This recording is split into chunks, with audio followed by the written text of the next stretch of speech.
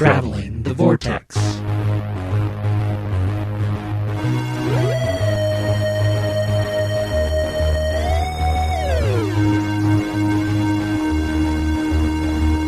We've joined the Doctor as he travels a vortex, and nothing in the world can stop us from arriving at episode number 283. I'm Keith. I'm Sean. I'm Glenn. How are you guys? I'm well. I'm practicing my maniacal laugh. Did you guys have a good week? That's a good maniacal laugh, by the way. Thank you. Yes, I had an okay week until this weekend. Then it was okay, and then it was not. And then it got a little rough. And then it was okay again. Glenn, how was your week? It's kind of the same. Keith? I'm tired. I did a lot of yard work today. I saw pictures.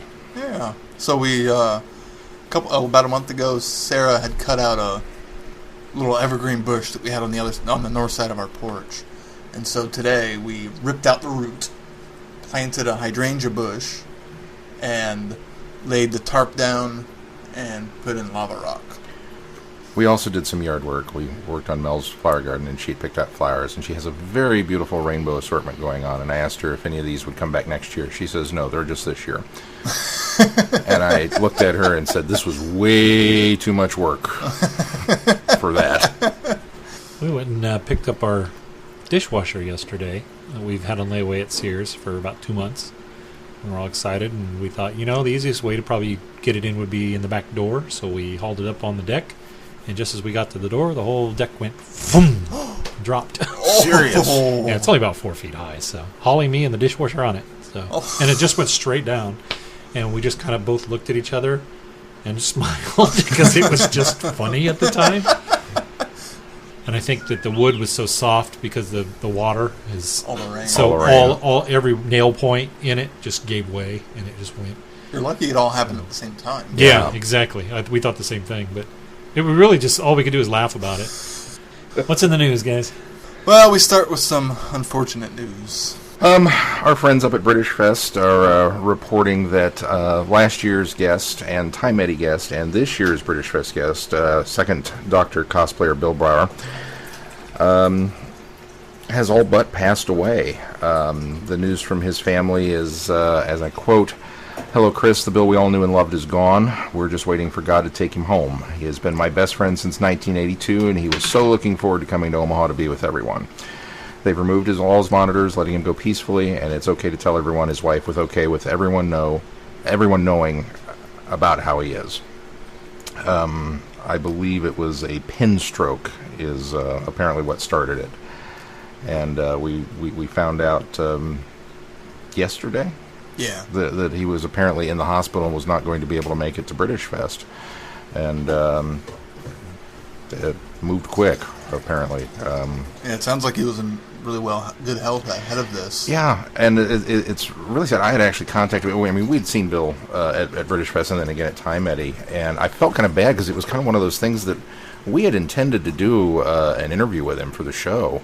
And at British Fest, he had already lost his voice by the time we came and caught up to him. I don't know if he had an early case of concrete then or what the deal was, but he'd kind of just lost it altogether. And we said, well, we'll catch up with you later.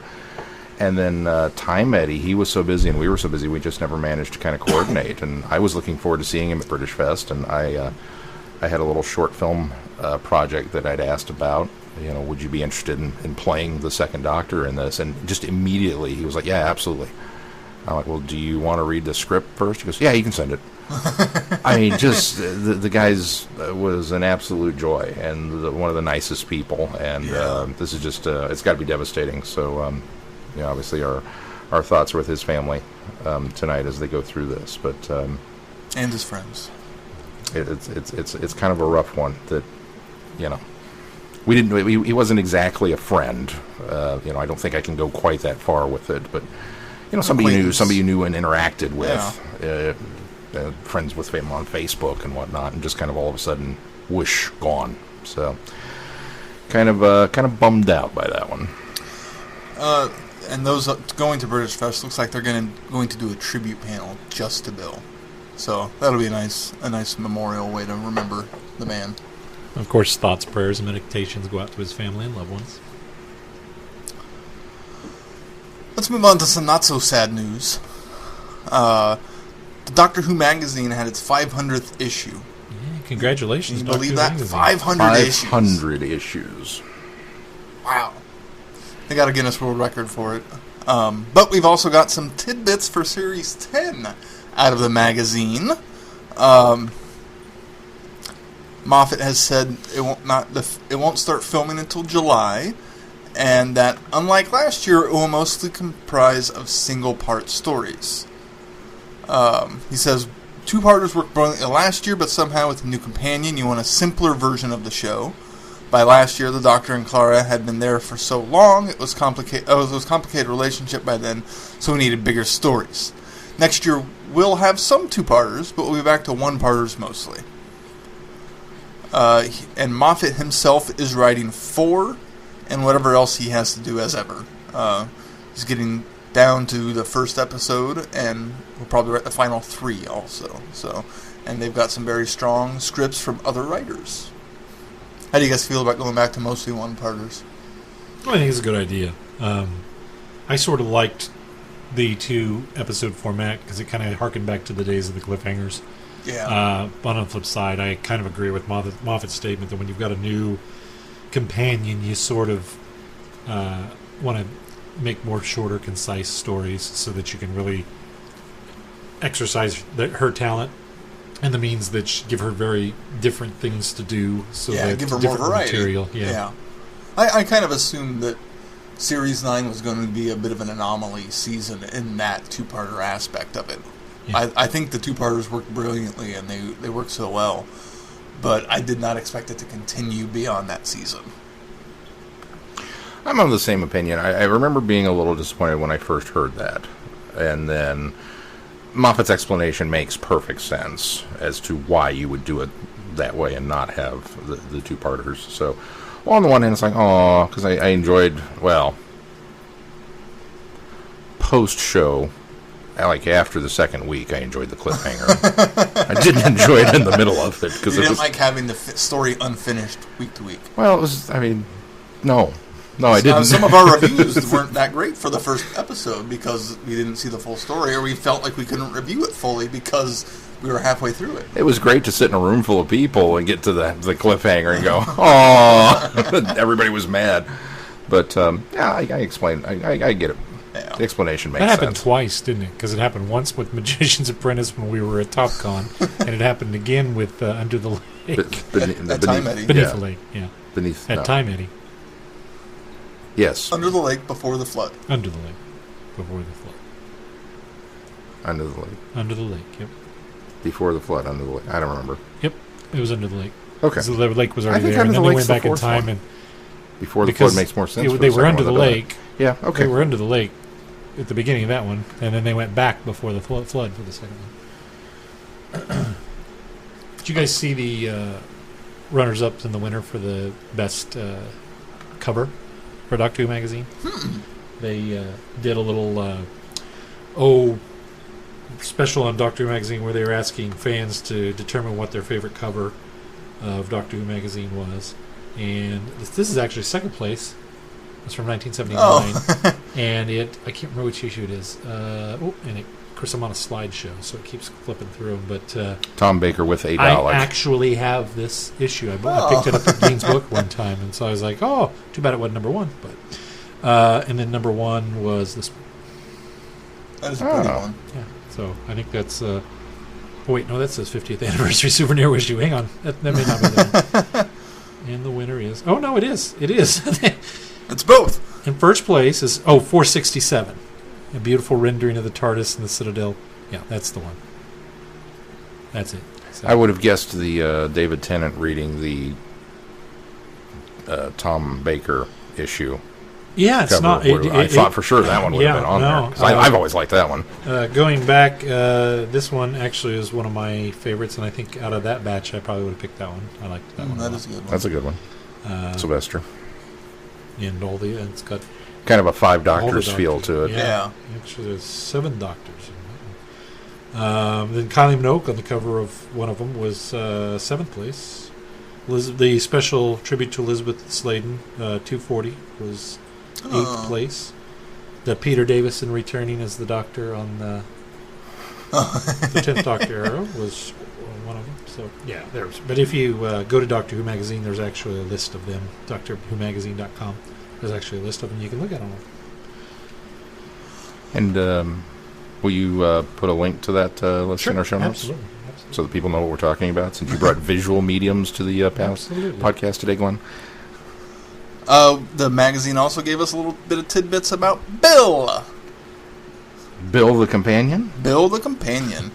Moffat confirms Bill is short for Billy, unless he changes his mind. And she is once again from the present day. Boo! He says, quote, "She's from now, yeah. I know there are rumors about her being from the 80s, but she isn't. She's just wearing what young people are wearing now. I know that because Pearl chose her outfit herself." Which is all fine and dandy and fine, but it would have been nice to have had a companion. Maybe she chose not from the current era. Maybe she chose that as a subliminal message to Moffat that, hey, maybe I should be from the 80s, but then he just didn't pick up on it. He went, oh, that must be what the young people are wearing today.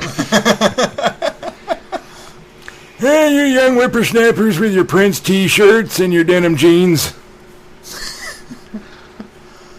In my head, that's how Moffat talks on the show. I got you. He does promise that Bill will be very different from Clara. It's about time for somebody a bit more gobby and, funnier. The note we're As if to imply that Clara is not. The note we're giving Series 10 writers is Bill is someone who asks the questions that nobody has asked for 53 years. There's a bit of Donna Noble vibe with her. We kind of said that, I think, when we saw the trailer. Which... Don't call her that. That's mean. No. I'm trying to think how I want to say this. Are you calling Donna Noble that? that? No, I'm not calling out people. What I'm saying is, I got to think how I want to phrase this. I don't know that I want a Donna Noble-esque companion. Why not? Because I love Donna Noble, and I want Donna Noble to remain Donna Noble. Donna Noble vibe is okay, I think. Oh, as long as she makes the character her own. As long as that's where we go with it. So, like, some of the questions... Give me my moment to fan geek out over something and obsess over something that hasn't even started filming yet, will you? Because obviously that's going to be an issue. Of Doctor Who Magazine? Yes. 501. Some of the questions he references is, how different is it having two hearts? Is one a backup? Do you have very, very high blood pressure? So those sort of questions, to add some comedy to it. And he's also confirmed that she will not appear in the 2016 Christmas special. She will appear in the first episode of 2017, so Series 10 proper. So we'll get a guest companion in Christmas. I know who I'm rooting for. Which is funny because... Won't happen. Who are you rooting for? Jack. Oh, I want Jack back. It's funny because somebody was musing on a podcast this week that she won't be in the Christmas special, so they've made that announcement now, and in 6 months people will have forgotten, and they'll go, hey, what happened to that new companion? Yep, that's probably what'll happen. Moffat also says that how we first encounter her and how we first encounter the Doctor next year is very unusual for us. I think most season premieres are unusual. Yeah. Most companion intros can be unusual. Yeah, especially. Case in point, Donna Noble. Which one? There's only one. Well, we just didn't know she was going to be a companion. We didn't know she was going to be... The reintroduction is a bit unusual, too. This is one of the problems I have with current Who fandom / plugged-inness, is that we go through every episode with a guest star, with somebody that comes into the show and is doing their thing. And I get all aflutter. And it's like, oh, this person's great. This person should be a companion. This person, please take this person with you. And then at the end of the episode, it's either yes or no. And obviously it's no, because I didn't get a magazine article, 15 different TV spots, and 1,000 internet blurbs about so-and-so's going to be the new companion. So when we go to watch this episode next year, and Bill shows up, I won't have that same, oh, I wonder if this is going to be the new companion, because obviously I already know it, and it's been spoiled for me. Well, they kind of did a reverse of that with Danny 2 years ago. It was everyone assumed he was going to be a companion, and he really wasn't. He was just a supporting character. Yeah, he just kind of was there. So I wonder if they could pull something off like that and add an additional surprise companion. There was that instance where they introduced Donna Noble in the Runaway Bride, and I absolutely hated her. I did not like her. I was like, oh, I'm glad she was only a one-off. And then when they announced that Donna Noble was going to be the companion, I went, oh, man. And I'll say it right here. I was completely wrong, because she's up there as one of my favorite companions in the new series. She's genius. Probably my favorite companion in the new series. It was absolutely genius. I think I've said this before, but the way that RTD set that up with knowing everybody is heartbroken over Rose leaving. And it doesn't matter how awesome the new companion is, people are going to hate her because she's not Rose. And they still did. So let's give you a companion to hate. I mean, that is the brash, the in-your-face, the constant, rah, all of that was specifically designed to get the hackles up and have everybody go, And by the end of Runaway Bride, it was kind of like, well, all right, I guess if you're going to invite her along, I'm kind of okay with it, but not really. And then she said no. It was like, touchdown, yes! And then we got a new companion, which, of course, as you said, people hated anyway, which is totally unfair. Yeah, especially to her. But then we brought Donna back and fixed everything, and it was just like, oh, this is awesome. She's so cool. It's fun to go back and watch Runaway Bride now, knowing what we know. Yeah. And seeing the shades of the characters that she will become. There are elements in there. You just got to kind of look for them. It's interesting, though, to go back and watch that particular episode, because she's not any different. And all the things that I didn't like about her, I turn around and do like about her in the series. It's you go, I just can't quite put my finger on why I didn't like her, but it really is. She's still the same Donna Noble. She grows as a character throughout series absolutely. 4. But when they pick right up, although it really helps that Partners in Crime is so well written. Yeah, so well written, and the comedic timing in it is so well done. So. And Big Finish is continuing that torch really well. Are they? I'm excited. I'm almost done with the last story, and they are really good. I'm starting it this week. Where do these fall? Well, one I know falls directly before Silence in the Library. Okay. But they're just in that season. I mean, they don't. That's the only. I didn't know if there was like a specific That's between this episode and this episode are going to be all of. That's the only reference I've heard. You can go to Big Finish often and find out where stories. Okay. I haven't gone to look, but yeah, that's work. and references in there has only been the one. That it's okay. We're going to go to a library now, kind of thing, which was a nice little moment. But they're good stories. Then there's a nice variety in them, which I'm even more impressed by. Cool. Of course, you'll get our full review on those soon. So yes, I think I've tipped my hand, but that's all right. That's all right. You didn't spoil it much. All right. What else in the news, Keith? That's it in the news. All right. Well, we have not heard from a winner on our lottery, so that begs the question: do we give it one more week? I think we should. I think we should have, at the very least, give them 3 weeks. And if we don't hear from a winner this week, then I think we'll pass it on and draw another winner. There is a chance, because it has been a few weeks since it's been a few months since we sent the prize packages out. However, you can't blame us, because we did tell you to hold on to that ticket. We told you on air, and we included a note in your nice little gift basket that said, "Hold on to this." So if you have this ticket, 33546. one more time. 33546. If you have that number on your lottery ticket, your prize package that you got as a Patreon supporter, we have a special gift for you, and we want to give it away. We want to give it away to the first person that drew, but unfortunately, if we can't by next week, if we haven't heard from anybody on that number, then we will draw another number to be fair. All right? So those of you that have your tickets and you weren't a winner, and you looked and you went, oh, that's not my number, darn, hold on to those tickets, because you could still be drawn if no one claims this prize. The winner, make sure you send us an email at feedback@travelingthevortex.com, or you can go to our website and fill out the form there and submit the feedback. You could also tweet to us at Travel Vortex, or send us a message on Facebook, Traveling the Vortex. Heck, if you want to take a picture on Instagram and tag us in it, we'll see it. If you have sent us emails saying, hey, I have the ticket, and we haven't gotten it for some reason, tweet us or Facebook us and let us know. To make sure we've got it. We did have some email issues, but I think those are all ironed out, and things seem to be coming through okay. So, just to keep the lawyers happy, make sure you give us a snapshot of that picture or that ticket so that we can verify that number is correct. So, all right, because we have lawyers.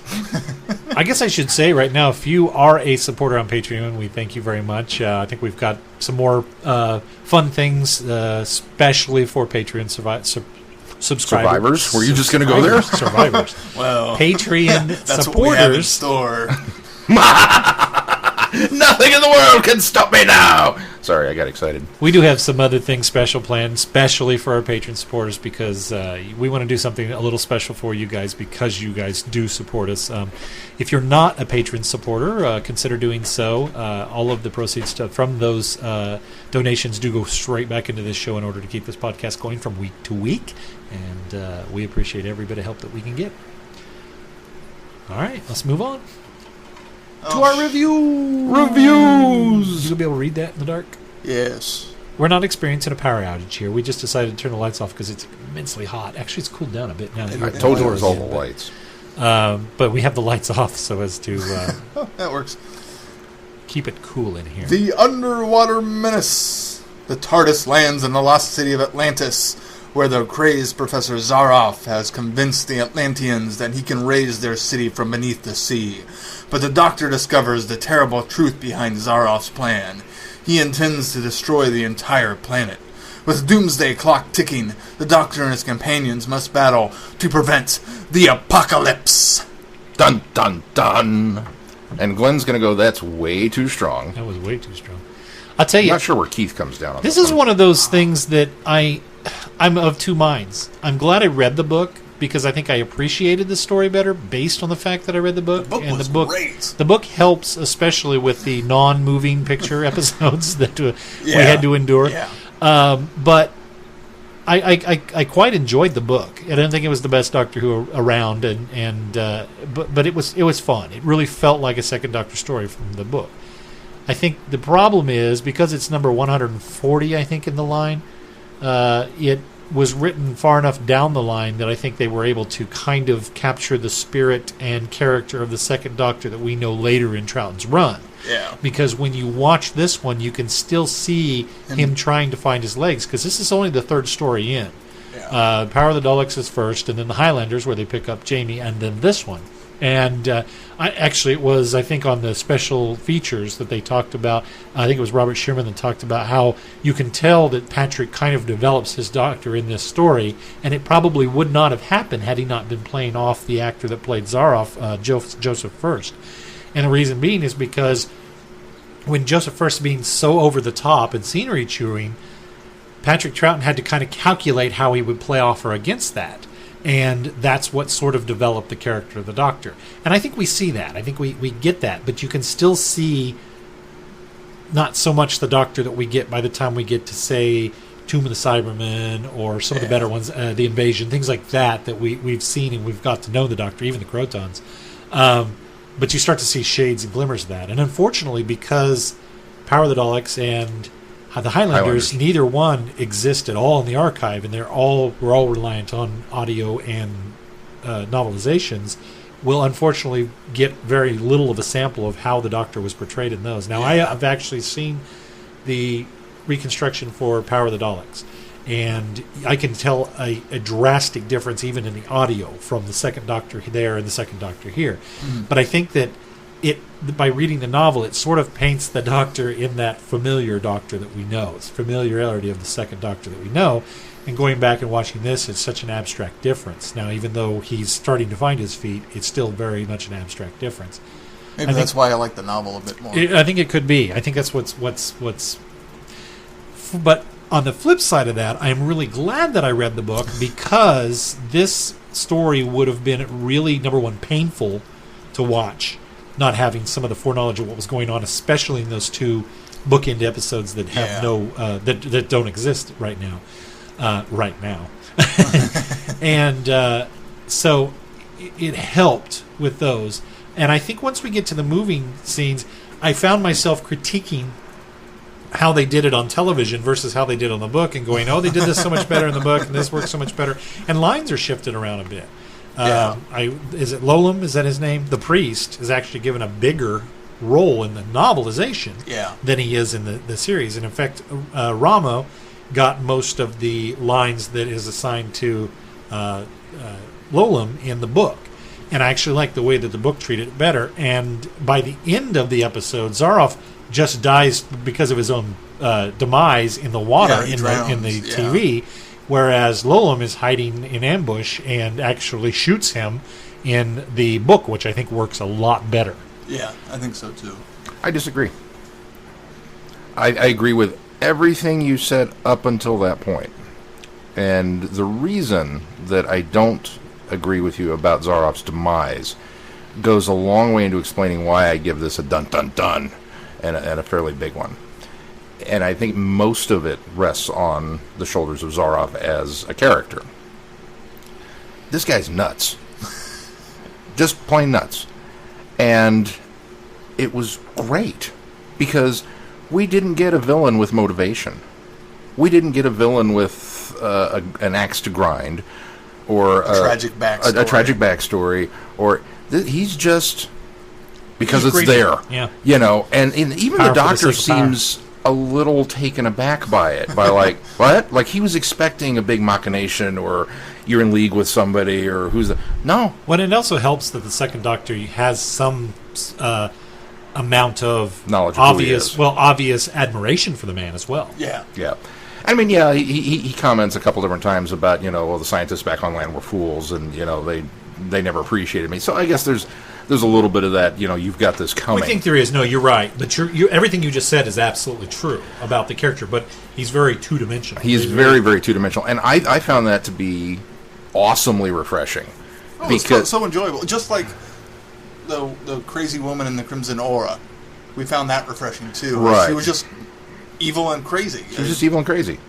And you need those characters every once in a while. That's exactly it. Just and putting this particular character in this particular situation where he has managed to usurp all of the real power from the Atlanteans and put together a scientific team underneath him that are all only partially trained in their jobs. That he needs... there's all these different cogs in the machine, but none of them know how they interact with everybody else, which he's done on purpose. I think really just goes to show how calculating he is. But let me throw this back at you. That's only calculated and described in the book. That does not come across in the television series. That's true. That's the problem that I have with that. Is the book lays that out much better. But go ahead. That's true. And it's one of those things that I wish had come across in the episode. Agreed. Well, I wonder if some of that, because you see a lot of that in the latter part of the story, of how these teams don't know the other parts. And I wonder if visually we might have seen some of that. I think it's hard to... Yeah, I think it's hard to convey that visually because a lot of that's inner dialogue in the book. Or not even inner dialogue. It's narration of his characterization. But what I found about his demise, going back to that specifically... The book, they're separated from everything else by this big, gigantic plastic barrier, kind of force field thing. At least that's how it's kind of interpreted. Yeah, it's a big window. It's described that way. It's a big plastic window. And so they can see but not react. And it's not until Elohim makes his appearance that Zaroff has to... Okay, I can't fend him off. Oh, the gun's outside. Okay, I'll raise the barrier and flee to get the gun. The way it's done on television, with it being a different kind of setup, and then it's still technically a plastic barrier. It's just a bunch of cross beams, and there's no plastic because he's grabbing the bars. Those pipes are plastic. Well, that's PVC at its finest. Unfortunately, production-wise, it probably was, but that worked so well because it fundamentally made sense to me that you would. Okay, here's a barrier, and you can't get to me. Ha ha ha. But then, when he gets trapped on the other side of it, and the Doctor lowers it back down, this is how crazy the guy is. That he's struggling to reach through the bars to pull the lever. and the water's coming in, and he knows it's coming in. We get that shot on the monitor of the security camera of him kind of, like, just still reaching for it. That's how he's going to go. He is going to hang there trying to get to that lever because he's that nuts. He's lost. It is over. But he's going to try. And I just thought, wow, that is so cool. And I can completely see what you're saying and why you appreciate that. I think the reason why I like the way that the book works better is the fact that this is because he's so two-dimensional. And that's great. And I agree with you guys that I like the fact that this guy's just crazy for the sake of being crazy. I like that about it. But what I also like about it is that it gives the Atlanteans sort of a redemption, or at least a revenge, an avenging of the fact that he has come in and completely from square one taken over and gained control. And what this does is this gave at least the Atlanteans some sort of semblance of retribution in the end, because Lolam, and it's not done in the TV show, so it works the way that it works, and it works well the way that it does in this television story, because Lolam isn't developed. But because Lolam is developed very well in the book, and you can tell his despising him, despising Zaroff so much that it really brings that full circle for the book. So I think that's why I like it, because it gives the Atlanteans a little bit of retribution. That's true. Because they've just lost everything because of their full faith in this man who has completely misguided them the entire time. And so that's why, coming from my perspective, that's why I like that better. But I see what you're saying, and I can understand why you would like that better. I'm a little torn between the two, because I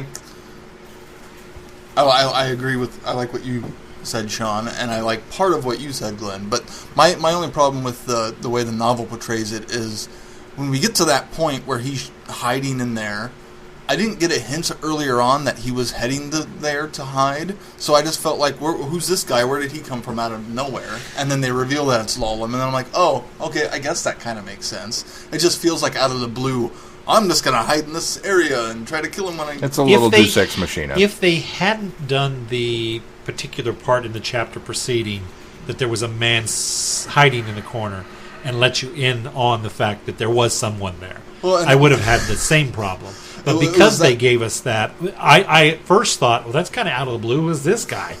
But when they reveal who it is, I thought, okay, that makes sense. So that worked for me. But I see where you're coming from as well. It's that out of the blue part of the initial. I was like, what? Oh, now, all right. That being said, no matter how two-dimensional this character was, and I'm completely fine with that, and no matter how over-the-top and scenery-chewing it was portrayed, Joseph's first portrayal of it is superb. Oh, absolutely. He is the best part of this story. He's and it's because of the way he taps into this character and makes it the way it is, and makes you believe that he's just crazy, BS crazy for the sake of being BS crazy.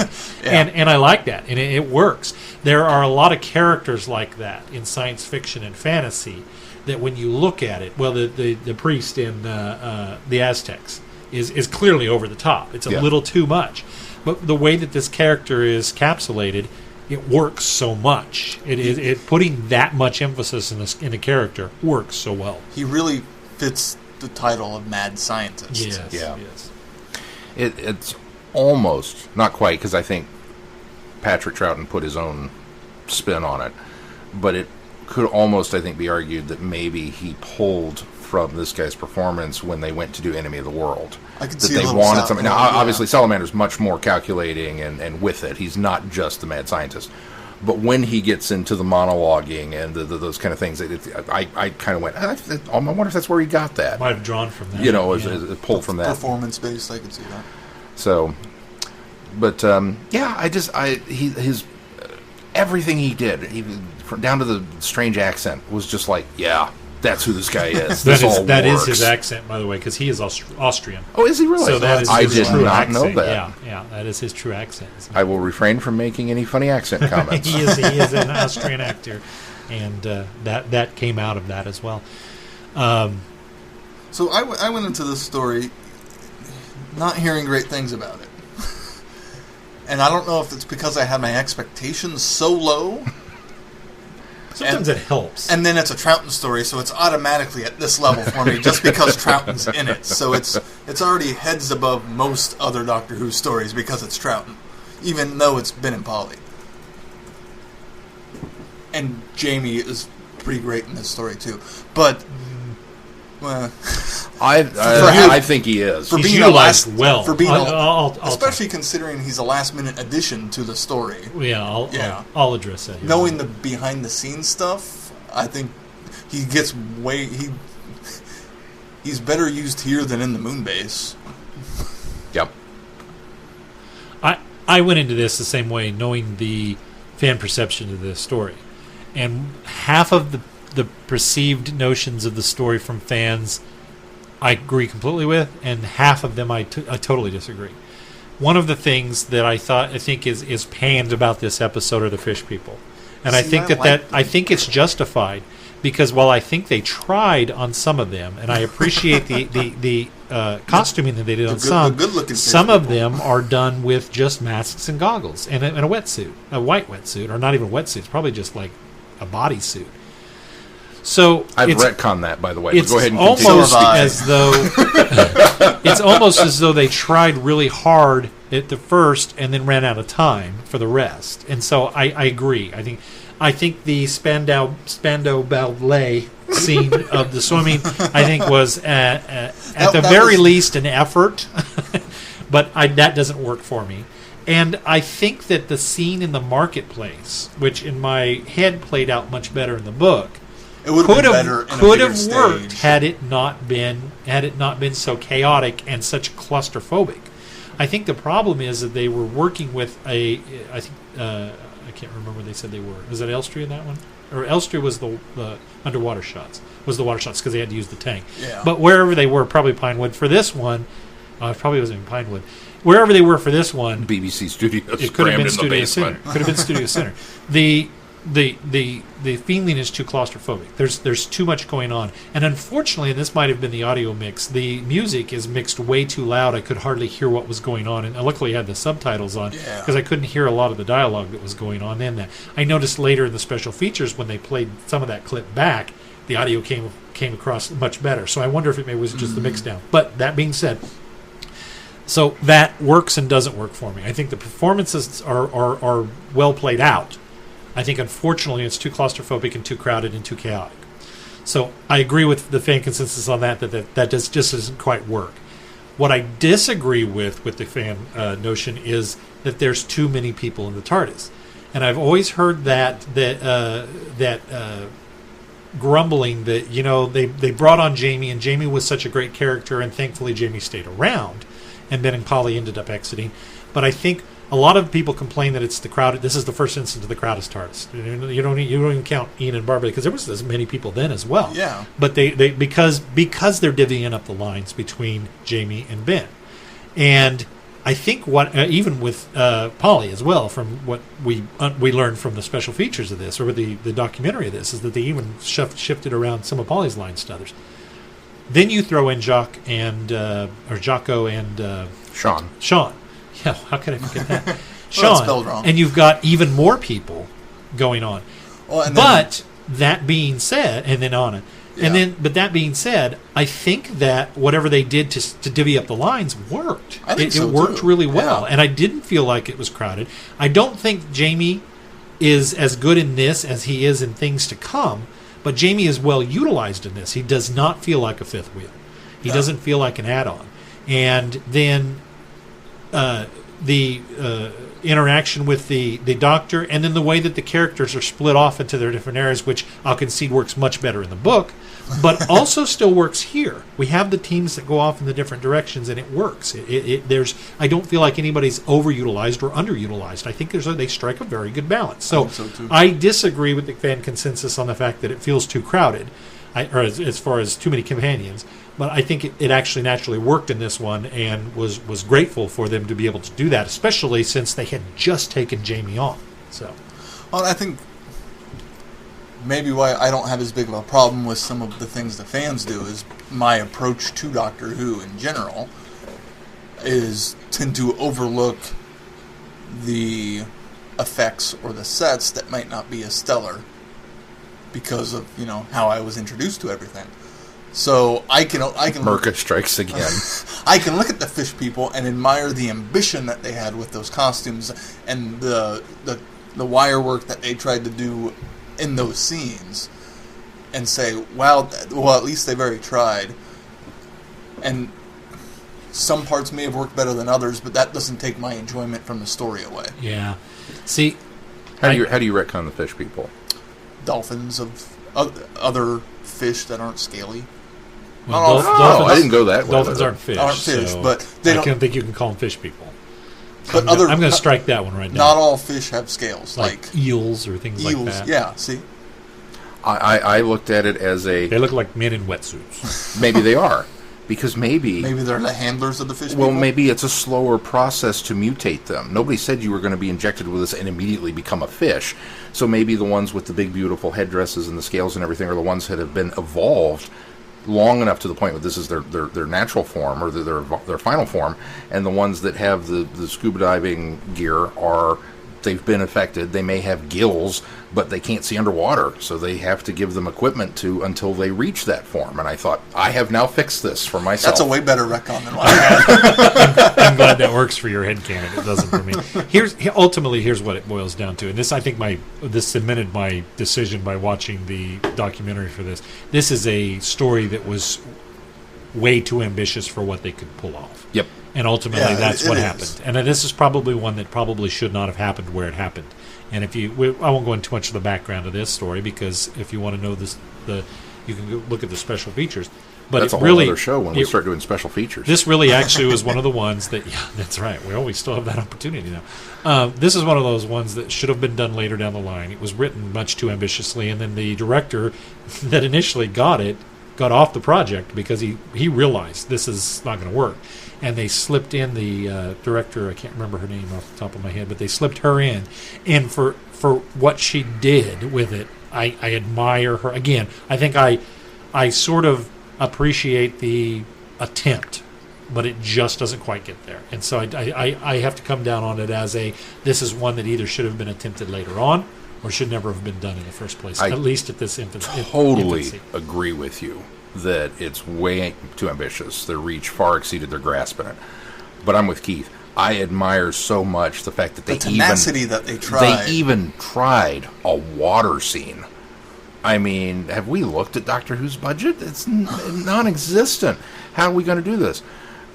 You don't. We cut the scene or we shoot it some way that doesn't involve real water. But nope, they had a tank. They had people in the tank. Now, they also had wire work. Well, that's just it. Underwater stuff. The water stuff that is actually in water does work. Despite the fact that a couple of them are in scuba gear. Yeah, but but I mean, just sitting on the side of the shore, the ones actually still swimming in the water, it does work. Don't get me wrong. The wire stuff, I think, is that they went way too far. I watched that wire scene, and all I could think of was the Zarbi. It was Web Planet all over again, and I think we kind of had the same reaction to that. Yes, agreed. It's not a great story, but man, if you didn't swing for the fence with this, and I can look at that and just go, this was 1960. Help me out. Somebody give me a year. When was this? This one or that 3, one? 4, 5, This 6, 7, 67, I believe. 1967 on television with no budget. Right? Holy cow! And you did that? The sad thing is, they actually had a budget, because this was only the third one in mine. They hadn't spent it all yet, but still. I'm willing to bet Power of the Daleks is very expensive. We just don't know what it looked like. And we know that there was location shooting in the Highlanders, so they may have budgeted well at that point. Yeah, but it doesn't cost that much when they're staying in country. That's true. And they don't have to go too far north from London to shoot what looks like Scotland. So, I would.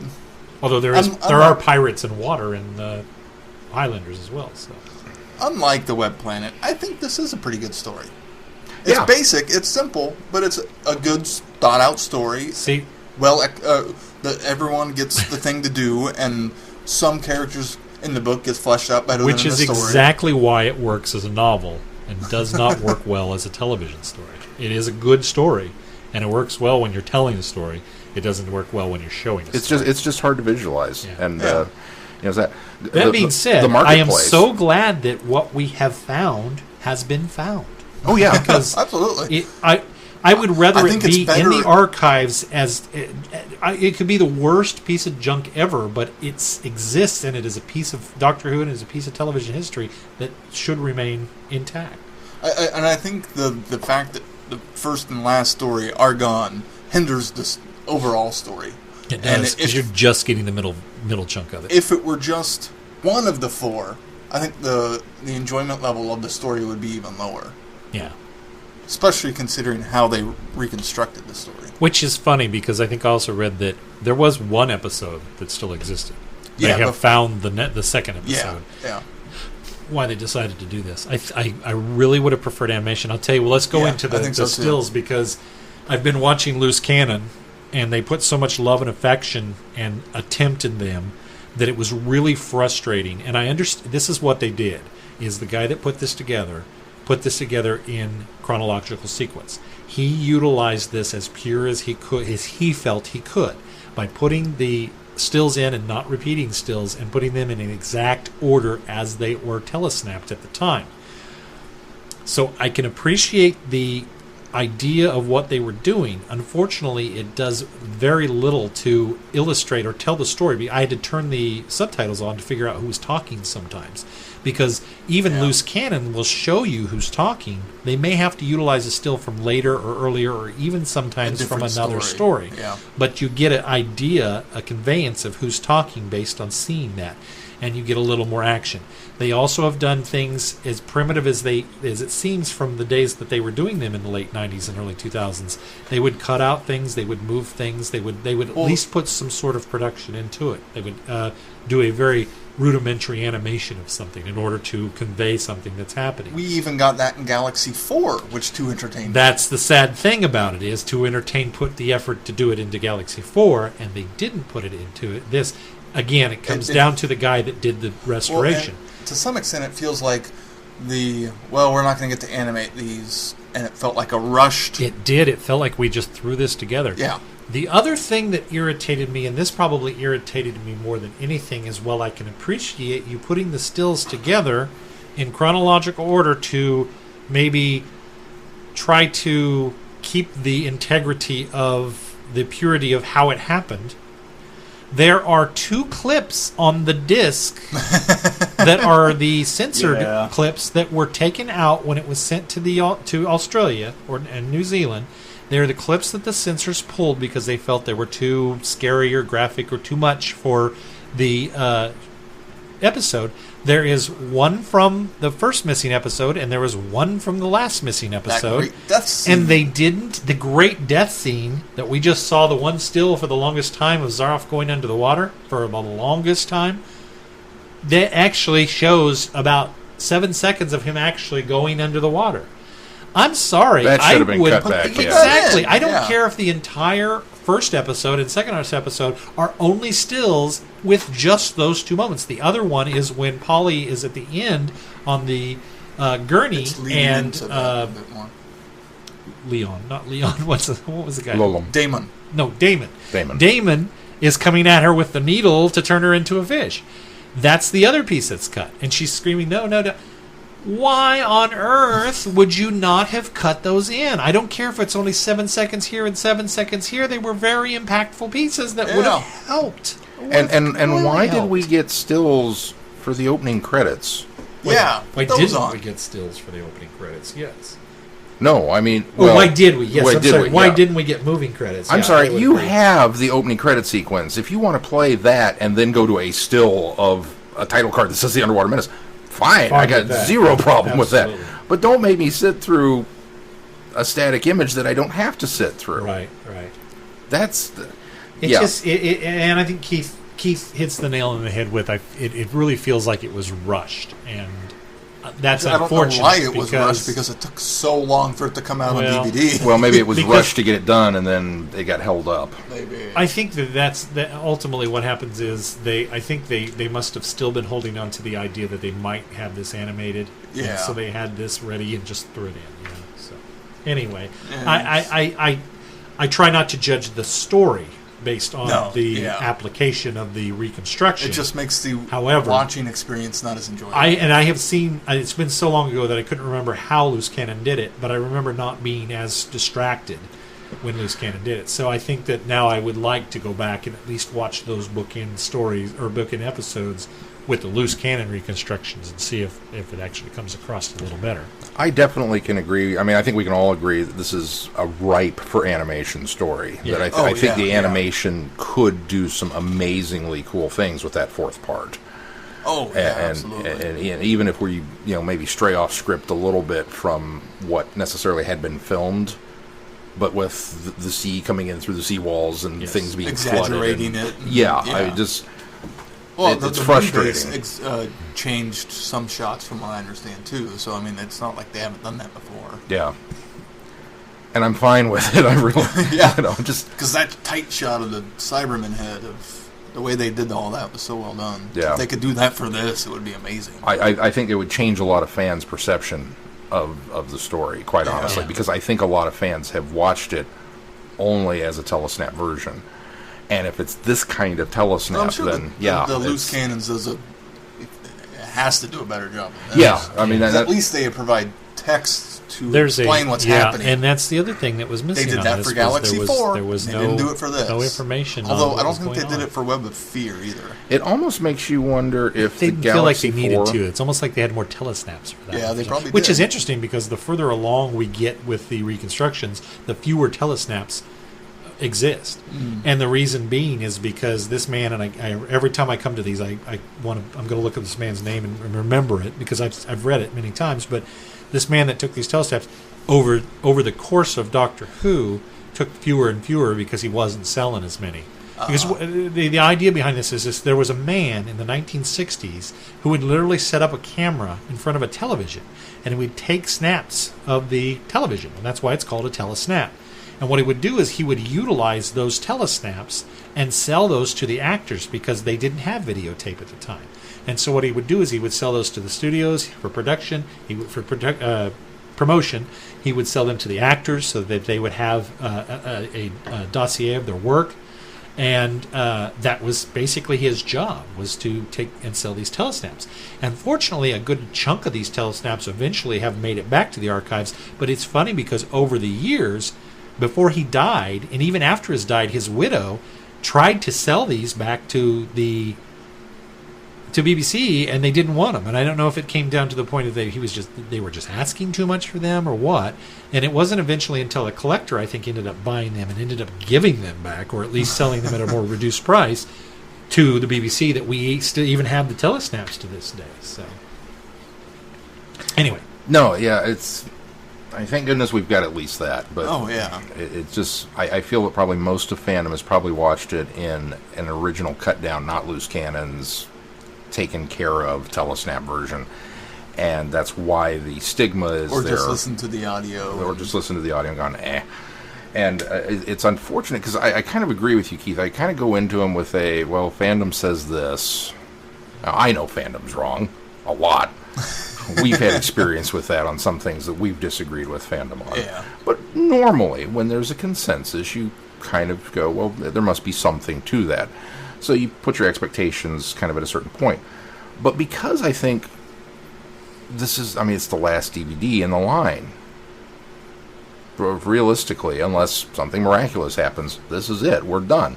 And we didn't get it. We didn't get it. We didn't get it. And then we were going to get it. And then they bumped it. And then it just on and on and on. So I think my expectations probably went up a little bit with what is this thing that you're holding on to? Why don't you want me to see it? And so from that aspect, I was a little disappointed with the story in that regard, because I'd kind of built it up to this, it's the last missing Troughton that we're ever going to find. And, it's a little bit of a stinker. But I think maybe because of that, I go into it looking so hard for those nuggets of things like Zarov and the production. And I maintain you were absolutely right with that marketplace scene. I thought they did a phenomenal job shooting it in such a way as to make it. I think it's better done. That market is better done than the one we get later in. Is it Kinder or Snake Dance, where they're running through? That one to me looks like you had one street shot. It is Snake Dance. It's Snake Dance. It's the second one, right? Yes. It looks like you had one narrow street shot of tents, and you did some fancy editing to make it try and look different, and you failed because I can only They see at least one. had a square in this one. This one looks like it was kind of all over the place. Now, here's the detriment. I disagree. I think it's the this camera work is the difference. camera is the problem in this one because Yes. they stay on the camera far too long. They follow our actors and don't cut. I agree. I think that's a production style more than anything else. I think they make me believe that this is a legit marketplace. Unfortunately, they lose me with the action. As you mentioned, the chaoticness of how it's put together. And so that one I can kind of chalk up as to, well, you did this because you had to try and kind of give it some scale. Well, but unfortunately, it came at the sacrifice of something else. I think a lot of which that, was the too, storytelling, is they were still shooting a lot of this with the mentality of the one-take aspect. Yeah. They shot these like a stage play. They did that a lot. They start to feel less like that because of the location shooting, but they still have that mentality on the take and the style. And because they do that here, it really looked like a stage production for me. So. But what a stage production. How many extras were in that scene? You commented on that. Yeah. It's funny that you It's said that. huge. And I went back and I zoomed through it again, and there's probably only about 10 people, and 4 of them are our main actors. 5 of them are our That's a main good actors. use of the people to make See, it look like they're I disagree fuller. because there's only 5 other extras in there. I think if you wanted to I think they could have made it fuller by putting more people in there. Unfortunately, by putting more people in there, it would have been even more chaotic. And so, I disagree. I don't think, looking back on it, I think it's because everything's moving so quickly. It looks like there's more people in there. But Well, looking and back maybe on that it, it's is, the but- same people you're seeing over and over again. So. And maybe that's it. Maybe the way it's cut together is what gives me that sense of scale, that there's so many people in this set, but it came at the expense of the storytelling. I think it looks like there's so many chase people is on a set chaotic. because that set was about a 7x10. Because it's so small. I really think that's what it is. I think it's because of the claustrophobic feel of it. That's why it feels like there's a lot of people in there. Maybe that works to their advantage. If you guys felt that way, it works to their advantage that it did that. But it didn't for me. I don't mind that it's the same 5 people. I felt like there were 50 people in that room, which to me is impressive. Again, 1967, you managed to pull one over on me and make me believe that this was a much bigger deal than it was. But I agree with you that it's too chaotic, and the way it was described in the book, again, you had the time to kind of plan it out. And go, da, da, da, da, da, da. Another thing that's significantly different is the temple. When they're making the sacrifice in the book, I had something completely It sounded different like they in were vision. hanging upside down and going down in the book. That as And the then water with instead the they things were which you can do. doing this. You can do, especially when you write a book knowing that these episodes are missing. Yeah, that's true. You don't have to match what's on screen because you understand that, well, nobody's ever going to see this. Well, I was At least really it's your looking forward impression to it of because I read it 2 or 3 times, that passage in the book, and I still wasn't quite sure what the torture device was going to be. So I thought, well, I'll get to it when we get to the stealth. And then it was like, whoa, that's not what was described at all. I think the other thing that disappointed me was there was a lot, and this has to do with the set and how they were able to do it. Is a lot of the book, the hiding places behind the inside. What was the Endo Inside was Endo's behind head. Endo's head. And while they still did that because they went through that passage you never saw back there, and so they couldn't utilize that. So every time that Polly's hiding, she's out in the middle of this temple when there's nobody there, and then running around to the side of Endo's head when people come. That was kind of my and so it was a little bit of that's unfortunate that was painted in my head in the book much better than it was portrayed in the television story. I would agree with that. I also thought the octopus. I was really disappointed that it wasn't an octopus. that it wasn't an octopus. And I totally get why it wasn't an octopus. The production manager and the director got together and they looked at the script and they went, "We're Xing that. There's no way we're getting." I was kind of surprised they didn't try to just make a paper mache octopus. It didn't have to move; it just had to be there. Yeah. But I think they didn't have any money after they after did the fish people. They couldn't finish the fish people, so they couldn't make an octopus. Maybe an octopus was on the list, but it was even a big rubber tentacle that just prioritized. Slammed up against the glass every now and then would have been It far works so too well much. for the nesting consciousness in the. It does in the Spearhead. Is it Spearhead from Spearhead? space. Yeah. It works so well with just seeing the tentacles. You imagine there's a much larger beast in there, and we do see some more of it, eye and head, but Yeah, I think that a rubber tentacle would have even conveyed it. Just have more of the octopus off screen and leave it to my imagination as to what it looked like. But I'm not the director of this. Somewhere at a cafe in London after this was all over, the director and the production designer got together. The director's got his head in his hands and he's going, I really wanted to show that octopus. I really wanted just a rubber tentacle would have worked fine. And the production manager lays a hand on his shoulder and says, don't worry about it. No one will even remember this story 50 years from now. It's not like people are going to sit around and discuss the tentacle that wasn't there. Anything else about this story before we wrap this show up? I think part of my enjoyment of the story also comes from I've discovered that reading the book before watching it, in general, for most of these stories, elevates the story for me. The Crusade was the same way, Galaxy 4, even the Moonbase to some extent, because I had read that before they released the DVD, thinking they weren't going to release it.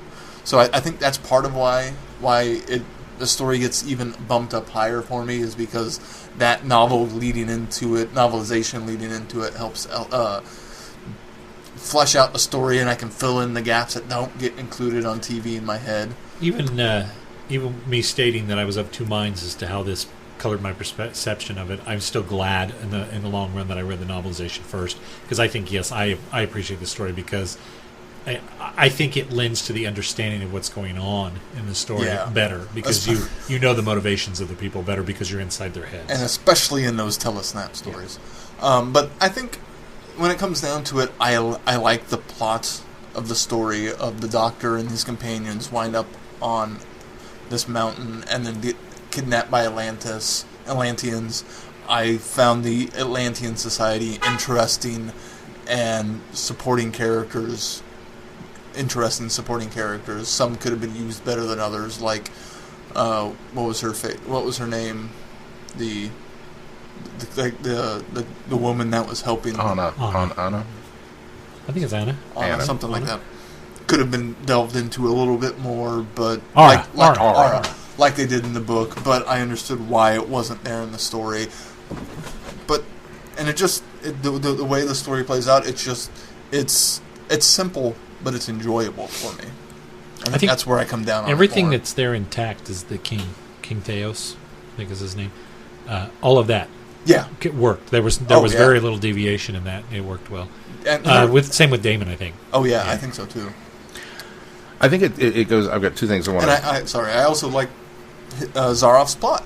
The fact that he wants to do this horrible thing just because he can, and has tricked them into believing that it's going to elevate Atlantis. Yeah. I just all of these little things fit together to a story that I enjoy. I agree with you. I think it's a fun story. Yes, it's a simple little adventure tale.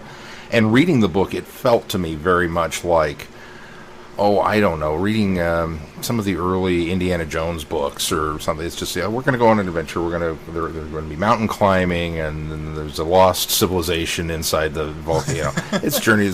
Okay, yeah. I mean, we're right there with it. And I think it's.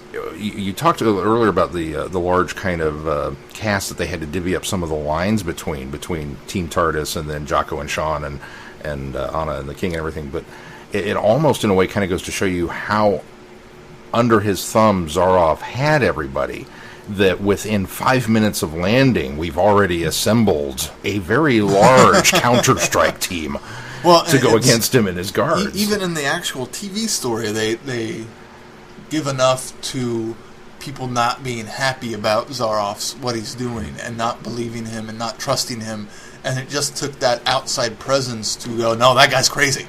Yeah. To rise up everybody else with him.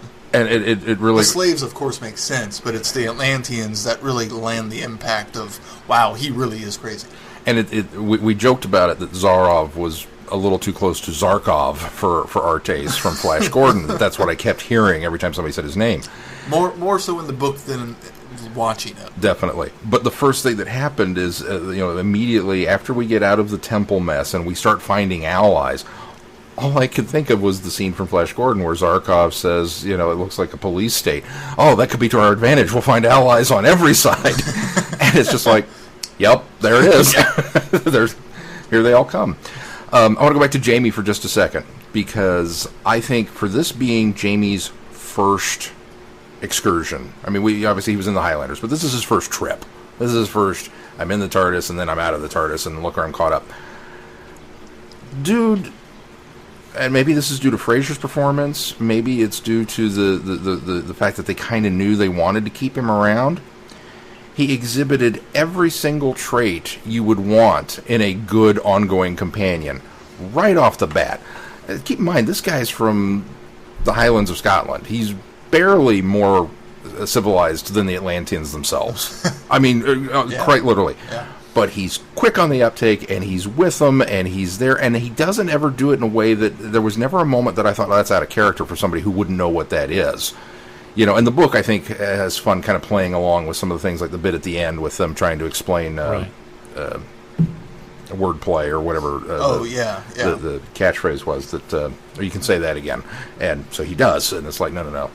Just little things like that. There are other great moments like that throughout the actual TV story. Right. Too. Some of the best moments are the four of them together, or the three of them, of the three companions together. And it's just right there. And when he split off on his own, he's still making decisions that are very Jamie. You know, he's like, what if I'd been caught with this thing? You know. And him and Polly together near the end when they're trying to escape, and him encouraging her and trying to get her to keep going, and the even though he's doubting that they will survive, convincing he puts her all that aside for her. Yeah. It just worked for me on every level. It's funny, though, because I think our perspective of Jamie comes from a much later time. It's true.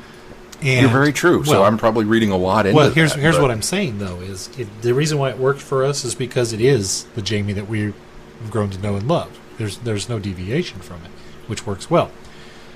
Ultimately, though, I think what has happened is that because Jamie ended up with a lot of Ben's lines, he was automatically modeled to be that way from that point on. Mm-hmm. And so I think that that's the reason why that's the Jamie we know and love and accept it. I think had this been a conceived character from the beginning to come along, we would have had more of the primitive Leela aspect of it, where there is a lot more questioning, there's a lot less understanding. I think by giving him Ben's lines without changing the aspect of that he is, 300 years older than anybody else, sort of kind of shaped the character in the first place of what we like about Jamie now. And so that's why we see that, because we're seeing Ben's lines coming out of Jamie's mouth. And we accept it now because we're familiar enough with Jamie in that way. But I think that had Jamie not been conceived the way that he was just thrown into it, and had been conceived as a Scotsman from the 17th century that joins the TARDIS, we would have got a lot more of the questioning and the not quite certain about what's going on, or just kind of going along with it because he has to put all his trust in these people that might know what they're doing. So I think that probably has been shaped based on that element. It's a very, very good point. I wonder if my perceptions, obviously my perceptions would be different, but I wonder if my feelings would be different had I watched these in chronological order as they were. Because you might have been questioning, why is he so? Why is he not questioning us? Why is he not? I still found Jamie questioning, but it does more along the lines, and maybe it's because I haven't seen the Highlanders yet, so I don't know his introduction, so I don't know what that's like. I'll never get to see the Highlanders, but Jamie's that was the most listening. I haven't watched the telesnap reconstruction of that. Listening to the audio for that, Jamie is drastically different. But I also, because he's in his own familiar element, I think that's why I'm more forgiving or accepting of that, because he does he does change quite a bit from the Highlanders to even this story in the perception of Jamie. But I have so much knowledge of Jamie from everything that I've experienced before I even went back to the Highlanders that one does. It's not drastically different. He's still this fun, comical character that we get those aspects of it. But he's also very, I don't want to say he's underutilized. He's utilized as much as he needed to be for the character. But obviously he had some sort of charisma for the showrunner at the time, or the producer at the time, to say, let's bring Jamie onto the onto the TARDIS. Anything else, guys? I don't think so. All right, I do want to bring up one thing that we might have battle on, because you may have a way to headcanon the different instances of Atlantis. Oh, yeah, let's talk about how this is the first and yet third for us. First and yet third. I think it's interesting. I think I come down on, I think the consensus of fandom is that these are three different Atlantises, that these don't really work together. I think that we probably want them to be the same, but I think the thing that cemented it for me, because I kind of wanted them all to kind of interact, and in fact I just went and watched the Time Monster again this time, and the Atlanteans there are quite different. Now, granted, the Atlanteans that we come across in Underwater Menace are... It is 1970s, and these are the Atlanteans. They just are using their old ways. But this is obviously several generations removed from the Atlanteans that we get in Time Monster. But because the civilization is so drastically different, I had always kind of put it in my hand, I wonder if it's one of those instances like, well, there's at least 3 different Manhattans in the United States. There's at least 5 different Topekas on the map in the United States. There's ones that are more known than others. So I've always got to put it in my head. But I think the thing that cemented it for me, that from the television series, acknowledging that there are 3 different Atlantises in the Doctor's history, is the fact that in the Magician's Apprentice, when they're documenting all of the, or they're looking at all of the different places that the Doctor has been when they're trying to locate him in time, they make special reference to the fact that there are 3. There was Atlantis, 3 different Atlantises. Three different instances of Atlantis. Yeah, so I think that to me comes down on the fact that I have to go to the side of most of the rest of fandom that says, well, these were just 3 different Atlantises. They weren't all the same. The way this one ends, I need to go back and rewatch Time Monster. It was the 3rd instance. Was that just a reference? Or did we actually get to see a 3rd story? I'm trying to remember. I know there are 3 references based on looking back over material, but I can't remember the 3rd reference to Atlantis. I know that the Underwater Menace is 1. The Time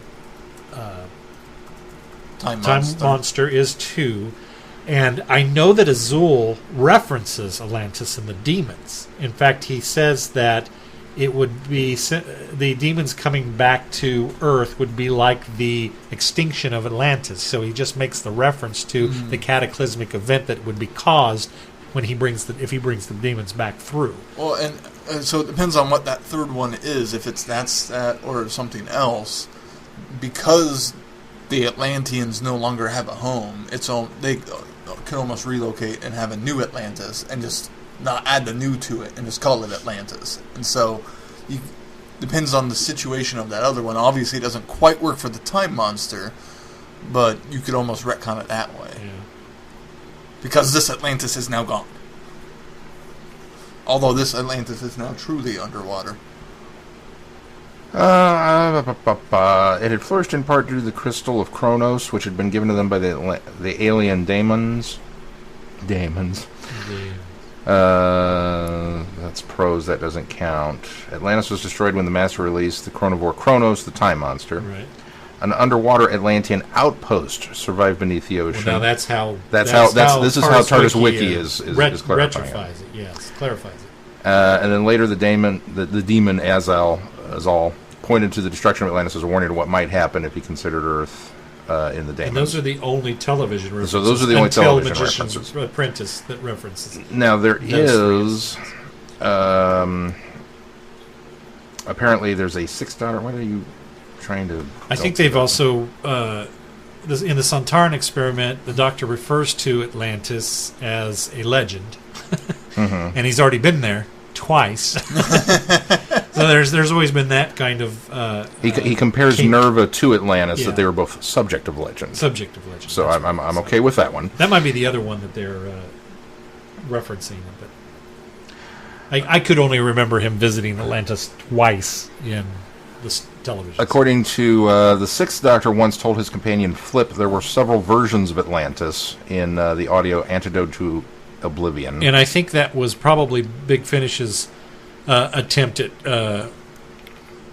retconning the fact that there are... And apparently in a book, the Doctor's next incarnation mentioned there were 3 Atlantises and he had visited all of them. Yeah, so I think that was the novel's way of trying to retcon several instances. So who knows, maybe that 3rd one is just New Atlantis. Could be. All right, anything else that we want to talk about on this one? If not, Sean, what do we got coming up on the schedule? Well, coming up next week on the schedule is some 7th Doctor love. We're going to do Time and the Ronnie. which is one of my favorites. I know Glenn doesn't like it, but we're going to do it anyway. It's been a while. Oh, I'm having a new love for the Seventh Doctor. Well, good. Yeah, See, we're gonna every time we rewatch one after of course, a lot of that's painted by the fact that I'm loving the New Adventures and the Virgin New Adventures, and every time that I see something with Sylvester McCoy, I just fall in more and more love with the man. So easier Patrick Troughton. I won't be able to say Glenn doesn't like this one. I still get into the aspect that I try to see the stories beyond my initial. They're still not good stories. Some of those are not good stories. They aren't good until we get into that final 26th season. However, that being said, I agree with Andrew Cartmel. The first season's a little rocky. He would roll over if he heard me say I like Time in the Ride. There are so many elements about the Seventh Doctor and Ace, and even Seventh Doctor and Mel, that work on so much a different level that it gives me a new appreciation for those stories. And I actually enjoy going back and watching them to look for those elements that I missed because the story was so bad. Well, we're going to be talking about the Seventh Doctor and Mel, but we will be reviewing a Big Finish number 70, Unregenerate, since we've already reviewed Time on the Ronnie. And then the following week is Midnight, so you get some 10th Doctor love, but one that we've not done on the show, which sets us up for Beyond the Doctor, David Tennant. And we will be watching a film that has come out called What We Did on Our Holiday, which I chuckle at because it's not a vacation. Obviously, it's a British production. And then we'll follow that up with The Moon Base. I'm going to go back to some Patrick Troughton love. How often does that happen? Which is going to give us a lunar-themed episode here on the show, because we're going to cover the TV comic Moon Landing, and then also give our book review of the Lethbridge Stewart book Moonblink that is freshly out by Sadie Miller, daughter of Elizabeth Sladen, who shows up in the following story at the end of June, Mask of Man... How's it pronounced? Mask of Mandragon. Mandraga? Because it's spelled Dragora. I think it's Mask of Mandragora is how I've heard it. Okay. It's one that I haven't seen. And then we'll be... Fourth Doctor story you haven't seen? Fourth Doctor story. At least I don't know that I've seen it. I don't remember it. I may watch it and go, oh yeah, I remember this one. Happens to me with the Fifth Doctor era. I go, I watched a lot more of these when I was a kid than I thought I did. But we'll be reviewing that because it's one that we haven't reviewed at all on the podcast, so it's a new one to us, and we'll be reviewing that for the end of June. And of course, schedule is posted on the website, and if you would like to follow along with us on these grand adventures of things we're going to be doing and reviewing, then please do so. We talked a little bit about our sponsorship, our support for Patreon. Won't go into that again, but if you would consider clicking through some of the links on our page to the sponsors on the website, www.travelingthevortex.com. If you're going to Amazon to purchase things, or 10th Planet, or anything like that, portion of those proceeds go right back into this show. Keith mentioned all the various forms of social media and ways you can contact us, so let's just close this show now. If that's going to do it for this week, until next week, I am Glenn. I'm Sean. I'm Keith. Cheers. Good night, everybody. Be seeing you. No one can stop me now! You have been listening to Traveling the Vortex. Doctor Who and all of its associated programs are owned and trademarked by the BBC. No infringement is intended or implied.